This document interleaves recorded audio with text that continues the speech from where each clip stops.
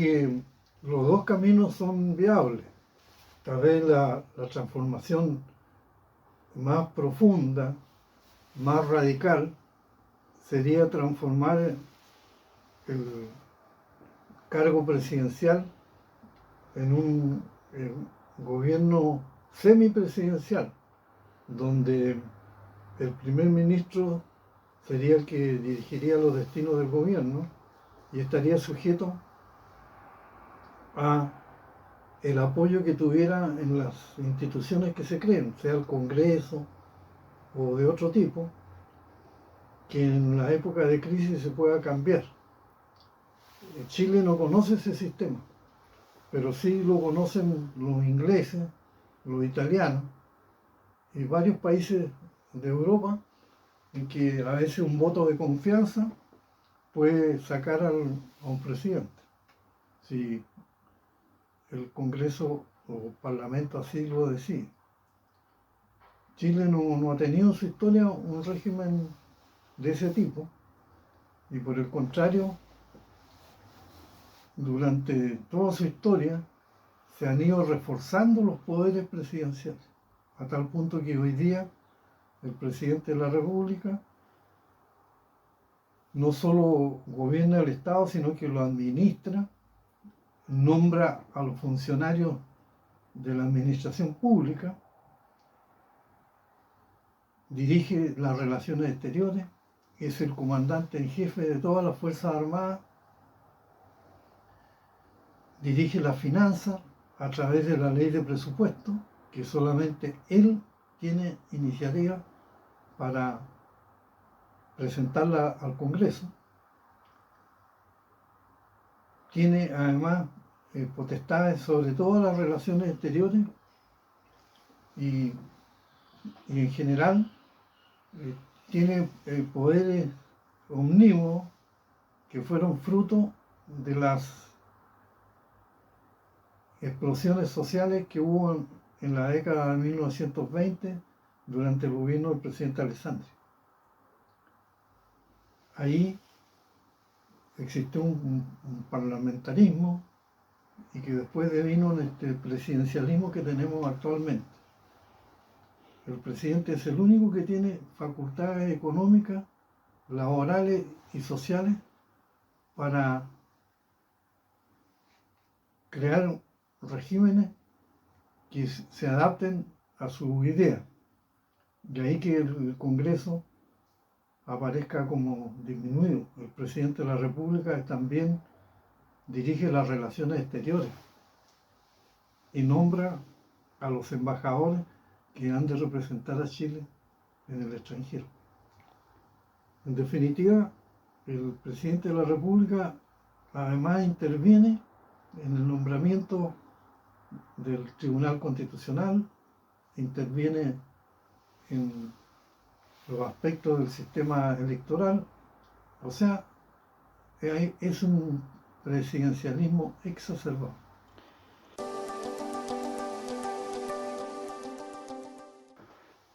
Cuando se debatió el sistema regional, yo planteé 4 ideas básicas para que exista un auténtico regionalismo.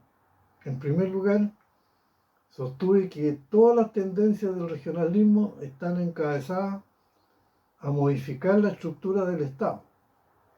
Pero resulta que hoy día el 80% de las rentas que produce este país, de los sistemas económicos que predominan en Chile, están dirigidos por los privados. Y resulta que en ese sistema de regionalización no se toca a los privados, solo se reforma al Estado. En consecuencia, aparte de la reforma del Estado, eso habría que traducirlo también en una especial reforma de los privados, cuyas empresas tienen todo su domicilio en la región metropolitana. Incluso la pesca, los salmones, que uno pensaría que Santiago no tiene nada que ver, están sus empresas, sus jefaturas, sus centros de comercio, producción, y el nombramiento de sus funcionarios están radicados en Santiago. En consecuencia, aparte del Estado, que puede ser descentralizado, y sobre el cual se ha avanzado un poco, también deberían descentralizarse el poder privado, creando, por ejemplo, consejos bancarios, consejos de empresas en regiones, para que funcionen directamente con los factores productivos que las sostienen. Enseguida, creo yo que una gran revolución debería ser la revolución del pensamiento. Y en Chile, el pensamiento político, por expresarlo de alguna manera, esta característica, también obedece al centralismo. Las grandes empresas de periódicos, de impresos, de televisión, están radicadas en Santiago. Y en consecuencia, esta transmisión de ideas, de opiniones, a través de todo el país, no es nada más que el reflejo de lo que sucede en Santiago. Eso también debería cambiar. Y no es raro, por ejemplo, que tengamos hoy día un diario local que es prácticamente un suplemento de un diario de nivel nacional e internacional como es el Mercurio. ¿Y para qué hablar de los canales de televisión, cuyas sedes están todas en Santiago y prácticamente los canales locales tienen que transmitir con retraso, con demora y cuando ya la noticia está desfasada? No hay en ese sentido un localismo que permita tener auténtica regionalización en materia de comunicaciones. En tercer lugar, yo creo que las empresas, como digo, deben tener también, las empresas privadas, su sede en regiones, sucursales o agencias con poderes suficientes para resolver los problemas y no que estos financiamientos se tengan que dilucidar con lo que piensan los santiaguinos. Yo creo que nuestras universidades, para crear una auténtica regionalización, tienen que estar destinadas en regiones a crear conocimiento, no solamente a distribuirlo. Hoy día no tenemos acá universidades que estén creando conocimiento, que examinen los problemas locales de la pesca, del mar, de la agricultura, de los bosques, de las aguas, de los lagos y del turismo. Eso debería ser un examen regional y no se ha sabido nunca que, por ejemplo, el gobierno regional, ni lo he escuchado ni lo he visto, que se hayan preocupado de crear el conocimiento acá en regiones. Nosotros tenemos problemas como la marea roja, problemas del agua, problemas de la extracción de moluscos y de peces, que deberían ser objeto del estudio de las universidades y los gobiernos regionales aportar fondos para la investigación, no solamente para la creación del conocimiento. También yo creo que para que haya un verdadero regionalismo se tiene que modificar la actual estructura del sector privado. Si el 80% de lo que produce Chile lo producen los privados, es posible calibrar la tremenda importancia económica que tiene ese sector. Y el Estado ahí solamente actúa por la vía de los impuestos, pero no actúa en razón de su estructura, de su conformación, produciendo el problema que tenemos actualmente, que casi toda la intelectualidad que está en ese sector está radicado principalmente en Santiago, de donde dependen su financiamiento, el nombramiento y la distribución de los cargos en regiones. Ahora, en relación... Estos conceptos yo lo vertí cuando se trató la ley de regionalización en el Congreso, en el año 1990-91. Yo lo señalé y siguen vigentes, siguen vigentes. La ley fundamental o la Constitución, yo diría que tiene que enunciar principios sociales nuevos, pero no puede establecer categorías concretas como quien dicta una ley sobre sueldos, sobre remuneraciones, sobre arriendo o sobre tantos otros temas cuyo ámbito está entregado a la dictación de las leyes. La Constitución política tiene por objeto establecer los grandes principios que van a modelar nuestra sociedad, pero no puede bajar al extremo de empezar a señalar que a los chilenos se les garantice el trabajo en determinada función. Podrá garantizar que todos los chilenos tengan trabajo, que todos tengan vivienda, pero solamente corresponde a la ley la distribución de esos derechos y la concreción de esos derechos. La Constitución no puede nada más que señalar los principios. Y yo estoy de acuerdo en que se señalen principios, por ejemplo, que no están en la actual Constitución, como la protección a la ancianidad o a la niñez de forma directa, pero no puede establecer un estatuto sobre la protección de la ancianidad o de la niñez en la Constitución. Eso va a quedar para el legislador.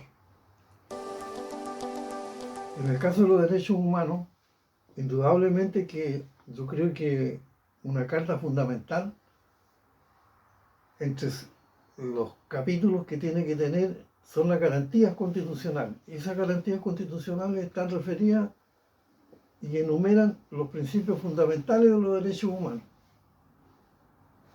Por ejemplo, en nuestra Constitución actual no está establecido el derecho a contraer matrimonio o tener una familia. Pero eso no lo puede reglamentar ni el matrimonio ni la familia, no lo va a reglamentar la Constitución, sino que va a enunciar el principio. Que la presunción de inocencia no está en la Constitución. Pero no puede empezar la Constitución a enumerar en cada delito que se presume la inocencia respecto a la investigación de cada delito. Eso corresponde a la ley. En consecuencia son diferentes planos. La ley viene a reglamentar los principios básicos de los que están establecidos en la Constitución. Cuando se votó el plebiscito preguntando si quería que el Congreso actual o una convención constituyente redactara la Constitución, la gente que fue a votar, en su gran mayoría, el 80% de la gente que fue a votar, dijo que quería una asamblea constituyente, que es lo que...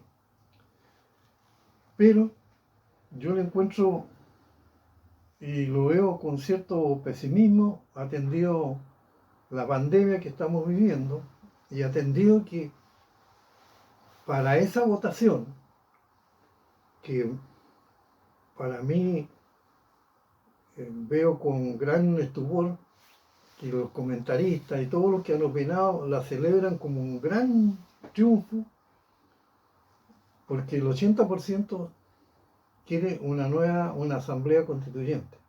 Pero ocurre que en esa votación votó solamente el 40% de los que estaban inscritos en el registro electoral.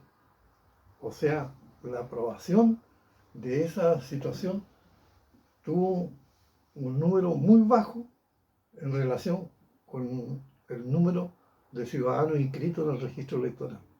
Cuando vota un 40%, fácilmente se puede prever que en la elección de los constituyentes la gente, atendido también la epidemia, tengamos, ojalá que no sea así, tengamos una concurrencia muy baja y en consecuencia el nacimiento de la nueva constitución va a quedar debilitada desde su nacimiento.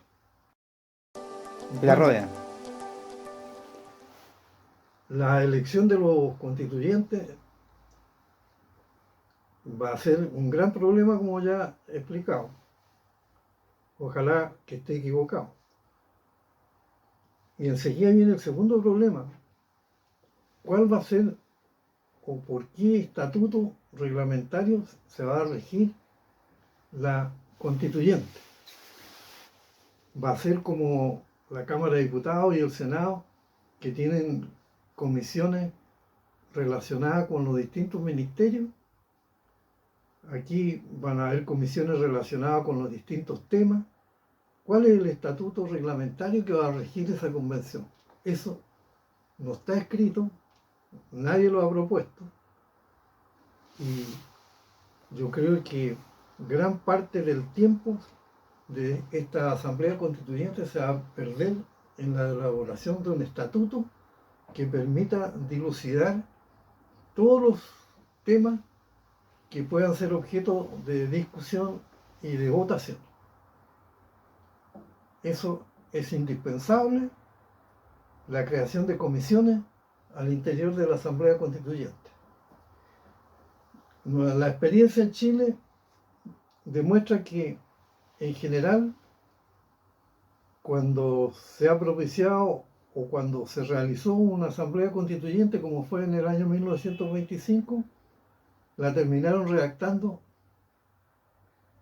una docena de personas especialistas que eran los que más sabían de la Constitución, y en consecuencia los 150 constituyentes prácticamente no participaron, sino que para aprobarnos lo que habían redactado los que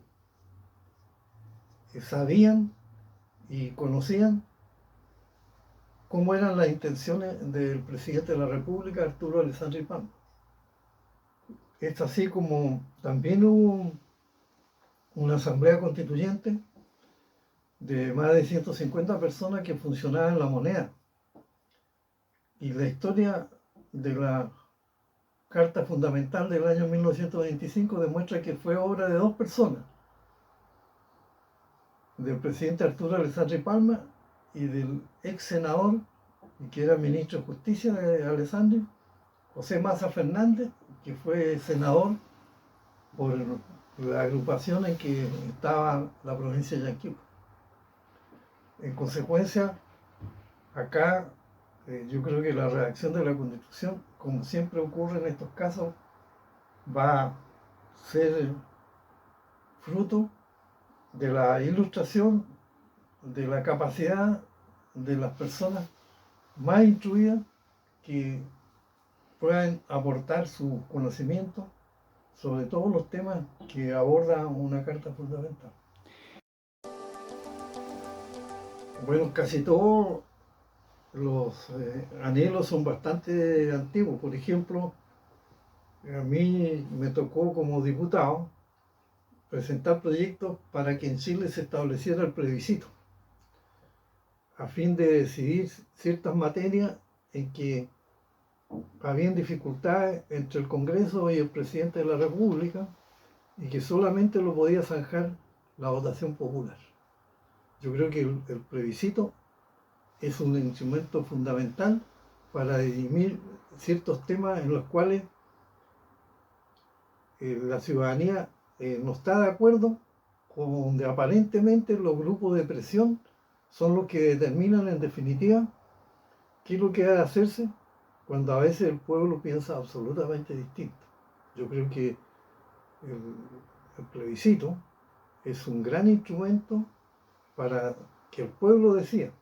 Tenemos temas, por ejemplo, como lo que sucede en la Araucanía, tenemos temas como las relaciones de Bolivia y de Perú, y algunos casos, pero más pequeños, con Argentina. en que hay distintas opiniones y que eso debería ser zanjado no por el Congreso, sino que por el pueblo a través de un referéndum o plebiscito. Yo creo que también debería establecerse que un número determinado de electores, en el caso de Chile podrían ser 500.000 o 1.000.000 de personas, pudieran presentar proyectos de ley y que el Congreso estuviera obligado a tratarlo y el presidente a promulgarlo,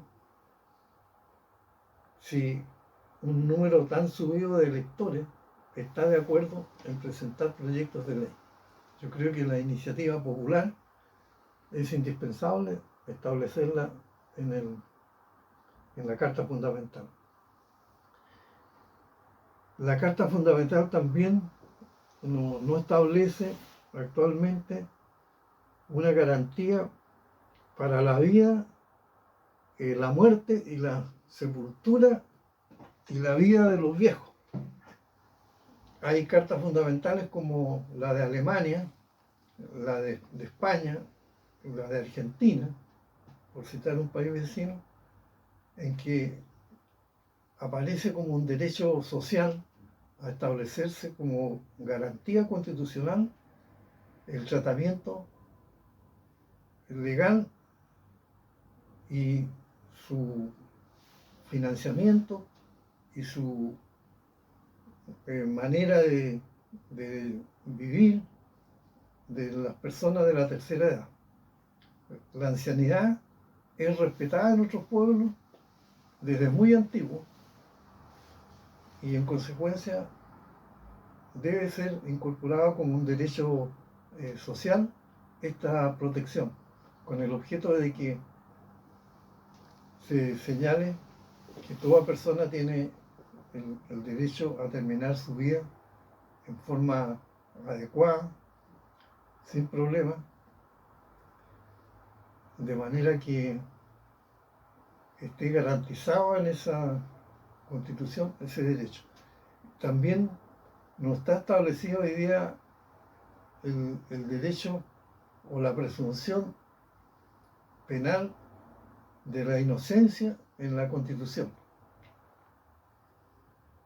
No se sabe por qué en la Constitución actual no se estableció la presunción de inocencia, la circunstancia que en el Código Procesal Penal, en el cual yo presidí la comisión que dictó el nuevo Código Procesal Penal, se estableció en su artículo 4 la presunción de inocencia respecto de las personas que fueran perseguidas por la justicia.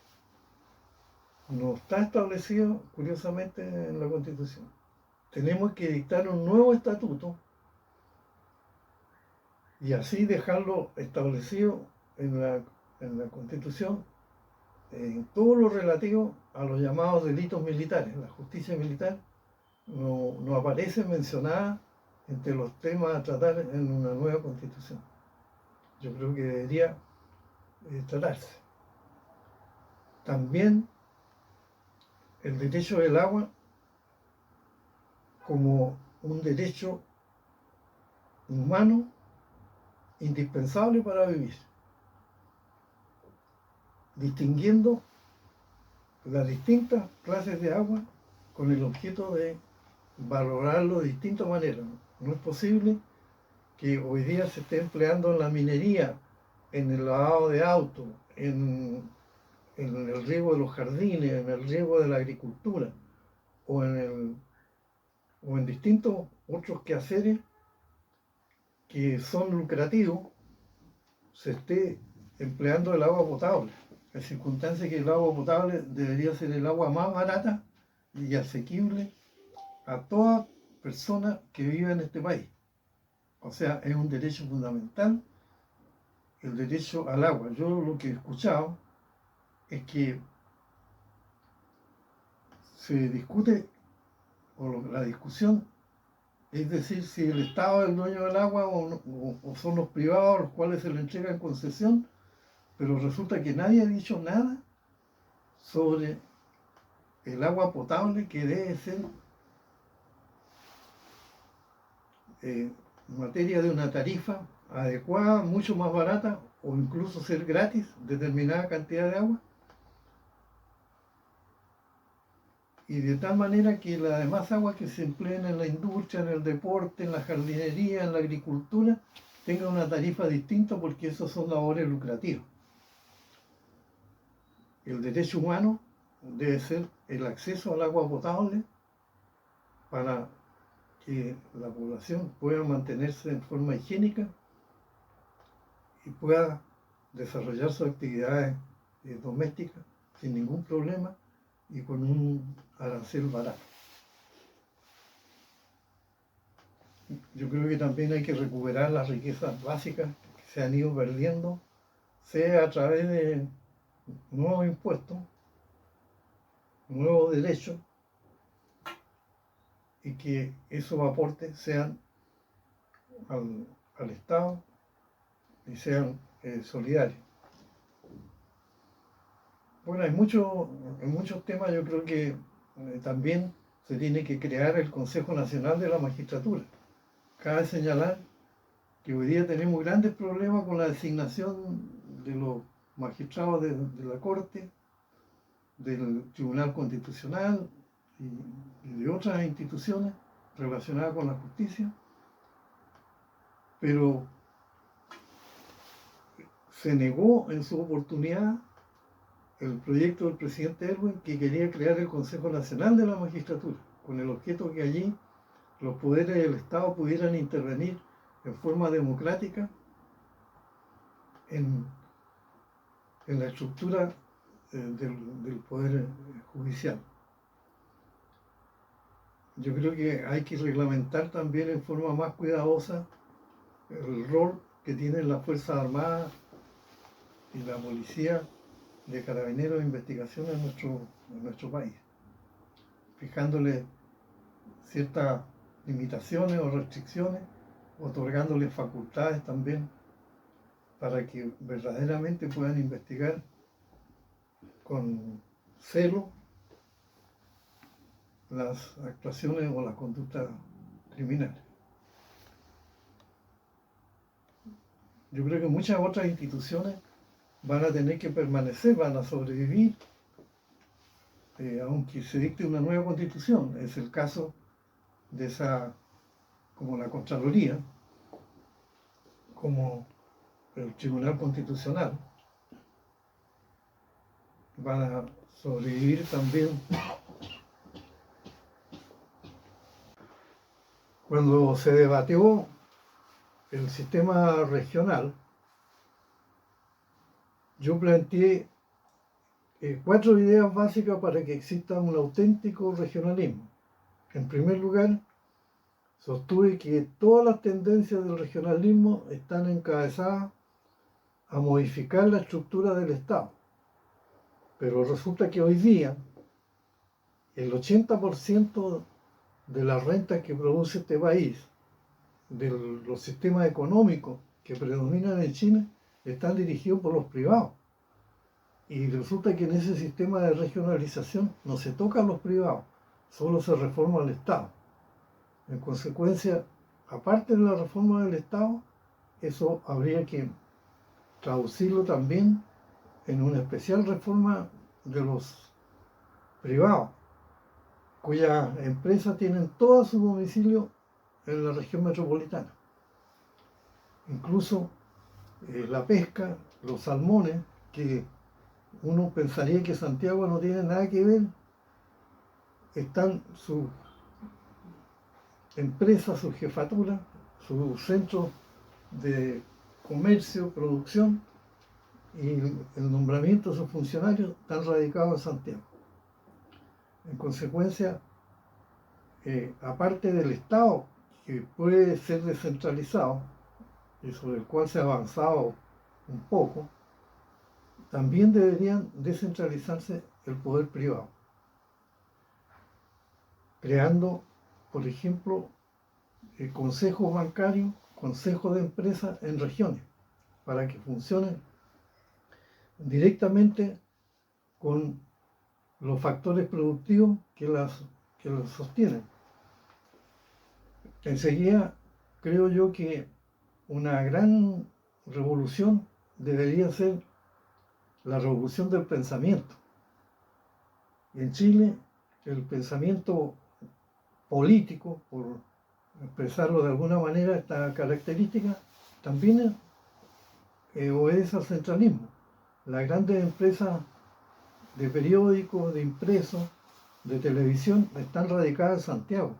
Y en consecuencia, esta transmisión de ideas, de opiniones, a través de todo el país, no es nada más que el reflejo de lo que sucede en Santiago. Eso también debería cambiar. Y no es raro, por ejemplo, que tengamos hoy día un diario local que es prácticamente un suplemento de un diario de nivel nacional e internacional como es el Mercurio. ¿Y para qué hablar de los canales de televisión, cuyas sedes están todas en Santiago y prácticamente los canales locales tienen que transmitir con retraso, con demora y cuando ya la noticia está desfasada? No hay en ese sentido un localismo que permita tener auténtica regionalización en materia de comunicaciones. En tercer lugar, yo creo que las empresas, como digo, deben tener también, las empresas privadas, su sede en regiones, sucursales o agencias con poderes suficientes para resolver los problemas y no que estos financiamientos se tengan que dilucidar con lo que piensan los santiaguinos. Yo creo que nuestras universidades, para crear una auténtica regionalización, tienen que estar destinadas en regiones a crear conocimiento, no solamente a distribuirlo. Hoy día no tenemos acá universidades que estén creando conocimiento, que examinen los problemas locales de la pesca, del mar, de la agricultura, de los bosques, de las aguas, de los lagos y del turismo.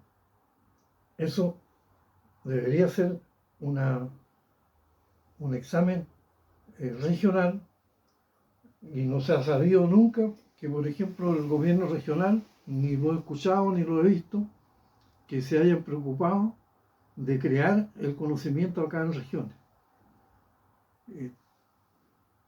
Nosotros teníamos problemas como la marea roja, problemas del agua, el problema de la extracción de moluscos y de peces, que deberían ser objeto del estudio de las universidades y los gobiernos regionales aportar fondos para la investigación, no solamente para la creación del conocimiento. También yo creo que para que haya un verdadero regionalismo se tiene que modificar la actual estructura del sector privado. Si el 80% de lo que produce Chile lo producen los privados, es posible calibrar la tremenda importancia económica que tiene ese sector. Y el Estado ahí solamente actúa por la vía de los impuestos, pero no actúa en razón de su estructura, de su conformación, produciendo el problema que tenemos actualmente, que casi toda la intelectualidad que está en ese sector está radicado principalmente en Santiago, de donde dependen su financiamiento, el nombramiento y la distribución de los cargos en regiones. Ahora, en relación... Estos conceptos yo lo vertí cuando se trató la ley de regionalización en el Congreso, en el año 1990-91. Yo lo señalé y siguen vigentes. Las municipalidades, el recurso de protección, Yo creo que hay que ampliar el recurso de protección y eliminar aquellas numerales de la Constitución en que se prohíbe la presentación de un recurso de protección. Hay muchos derechos, hay que resolver. Hoy día no hay quien resuelva los problemas que se presentan a veces entre las distintas autoridades. Yo creo que tienen que decidirse quién va a dirimir las dificultades, por ejemplo, que se produzcan entre el gobernador y el representante presidencial. ¿Quién va a decidir la acción que ha de presentarse cuando se presenten dificultades entre las municipalidades y el gobernador regional o el representante del presidente de la República? Yo creo que ahí hay una materia que puede dar origen a muchos problemas que hoy día ya se presentan, pero que no hay acción para resolverlos. No hay una institución que los resuelva, salvo algunas materias. Por ejemplo, las dificultades que se producen entre la Corte Suprema y la Contraloría lo resuelve hoy día el Senado. Pero hay otras materias en que las dificultades que se presentan entre el gobierno o una intendencia regional o las municipalidades, no existen los órganos encargados de resolver esas situaciones. Y entonces está a lo que los problemas se eternizan y se resuelven de alguna u otra manera en forma indirecta a través de la elección. Pero debería haber un órgano que resuelva esa materia. En la actualidad no existe. Bueno, esos son algunos de los muchos puntos que pueden ser objeto de la revisión o del nuevo estatuto por parte de la Constitución.